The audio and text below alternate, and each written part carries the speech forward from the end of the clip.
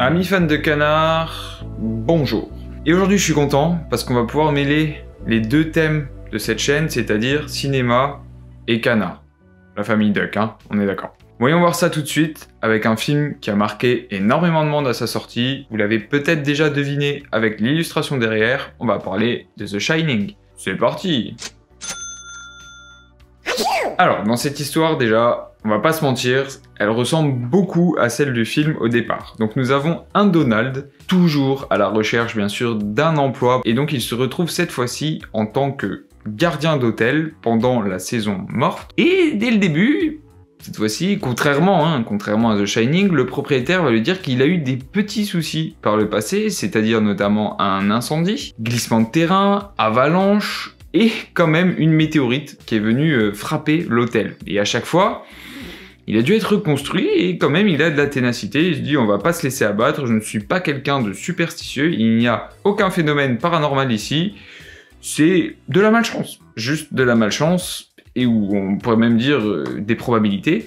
Et du coup, j'espère que Donald, vous partagez ce sentiment. Et bien sûr, Donald est là, oui, moi tout à fait, quelqu'un pur sceptique, je n'y crois absolument pas. Si Donald, lui, il aura aucun problème à passer l'hiver à se détendre, c'est-à-dire à ne rien faire, c'est-à-dire à profiter de son hamac version hôtel 5 étoiles, il se demande si ça va être aussi le cas des enfants. Pour le coup, ne vous inquiétez pas, parce que contrairement au petit jeune du film qui lui est tout seul, bon même s'il va trouver les deux jumelles, bah eux c'est des triplés, donc clairement ils vont s'amuser comme des fous dans l'hôtel parce que ils ont des jouets, ils ont de la place, ils ont le grand espace, internet n'existe pas hein, à l'époque, donc ils ont l'habitude de s'occuper. Par contre, bon, vous vous doutez bien que s'il y en a bien un qui va vite commencer à voir des choses, c'est notre Donald. Et là, c'est plutôt intéressant parce qu'il y a pas mal de clins d'œil qui sont faits au film. Donc notamment, il va interagir avec des tableaux. D'ailleurs, les personnages vont même finir par sortir et on n'est pas loin justement des deux jumelles du film. Il va voir des sculptures se mouvoir, alors ça va être dans le jardin, ça va être des Amérindiens qui vont se mettre à jouer au billard. Si au début il tente un peu de rationaliser tout ça, peut-être à la fatigue, bon, même s'il n'a pas fait grand chose, fait d'être dans un lieu en altitude, raréfication de l'oxygène, enfin vous savez, il essaie toujours de trouver un petit peu des raisons. Il va aller au bar et un peu, bon il va pas commander de l'alcool parce qu'on est dans une série pour enfants, donc théoriquement ce qui devrait être un livre pour enfants, donc il prend juste une limonade, mais là aussi, voilà, on a ces clins d'œil qui sont faits à Jack Torrance. Et au bout d'un moment, quand même, le Donald, il commence à péter les plombs et il va chercher une hache, hein, voilà. Et par contre, les enfants, eux, plusieurs fois, ils viennent le calmer, ils lui expliquent que tout est normal dans cet hôtel, qu'il se fait des idées.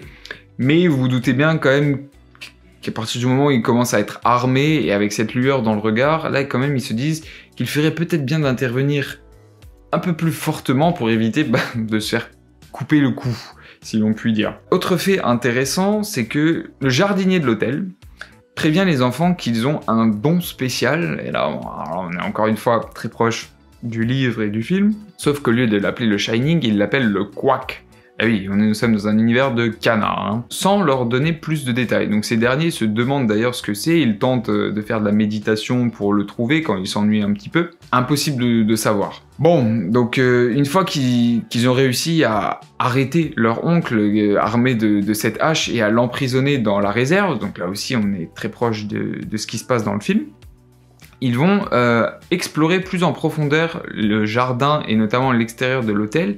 Et ils vont tomber dans une pièce qui apparemment est très importante, c'est la chaufferie, parce que en hiver forcément s'il fait froid et que vous n'avez pas de chauffage, tout s'accélère. Et là ils vont trouver un escalier dérobé, bon là on ne suit plus forcément le film, et ils vont tomber nez à nez avec un géologue. Alors là on se dit oula, est-ce qu'on est toujours vraiment dans un récit d'horreur? Et dans un sens oui, même si on part un peu dans de la SF, enfin quoique, parce que en fait la météorite qui s'est effondrée il y a de ça plusieurs années, elle permet, avec une invention de ses soins, de fournir de l'énergie. Donc en fait, lui, chaque hiver, il vient pour emmagasiner cette énergie, faire des réserves, et pour, dans le futur, avoir un monopole complet. Pourquoi pas? En plus, on a des thématiques très actuelles avec l'énergie. Sauf que ça lui prend du temps, et à chaque fois, il a des gardiens dans les pattes, ce qui le ralentit d'autant plus. Et donc là, la présence de Donald l'énerve particulièrement. C'était pour ça qu'il lui envoyait cette énergie pure qui provoquait des visions, qui animait les choses. Bon, les enfants, Riri, Fifi et Loulou, c'est toujours nos boy scouts au grand cœur, et voilà, ils essayent de contrecarrer ces plans, mais ça reste quand même des enfants, donc ils peuvent pas faire grand chose face à un adulte. Ils vont vite se retrouver acculés, surtout que ce dernier il donne vie à tous les objets autour d'eux et qui eux aussi les menacent. Et à la fin, en fait, pris en étau, ils vont utiliser leur fameux quack qui en fait va provoquer une chute de neige sur le fameux géologue. Pendant ce temps, notre cher Donald, il n'a pas perdu son temps, il a un peu retrouvé ses esprits et il se dit que les enfants ils ont quand même raison dans le fond, qu'il est en train de divaguer complètement et que tout est normal. Donc du coup, après s'être libéré de la réserve, il va chercher les enfants, il voit énormément de choses très étranges se passer autour de lui, mais là il se dit non c'est moi, j'abuse, voilà, je suis quelqu'un de non rationnel, tout ceci n'est qu'une illusion. Et du coup il fait pas du tout attention aux mises en garde des enfants et en fait à leur besoin d'être secourus. Par contre, et c'est toujours le génie dans le personnage de Donald, c'est qu'il se dit allons faire un petit tour à la chaudière. Et là il voit en fait que les réglages habituels qu'on lui a demandé de surveiller et de conserver ne sont pas faits, alors du coup il remet ça à la normale. Et en faisant ça, mine de rien, il va finir par sauver la situation, car l'énergie accumulée par le scientifique un peu fou va continuer à s'accumuler jusqu'à provoquer une immense explosion, donc nouvelle destruction de l'hôtel, mais sauvetage des enfants et contrecarrage des plans du géologue, car toute l'énergie a disparu d'un coup, et la météorite s'est fait pulvériser, donc il n'a plus aucun intérêt à continuer, voire à mettre de nouveau en danger la vie des personnes qui résident là. À la fin, vous débutez bien que le propriétaire, il revient et qu'il voit que tout a éclaté à nouveau, donc lui, il est pas très content. Et même si Donald, il a pu, pas sauver le monde, ce serait un mot trop fort, mais empêcher une personne de prendre trop d'importance dans ce monde-là, le propriétaire, il en a cure, et donc il poursuit notre pauvre canard qui est décidément bien malchanceux. Bon, j'adore cette histoire, franchement. Et maintenant, on va expliquer pourquoi.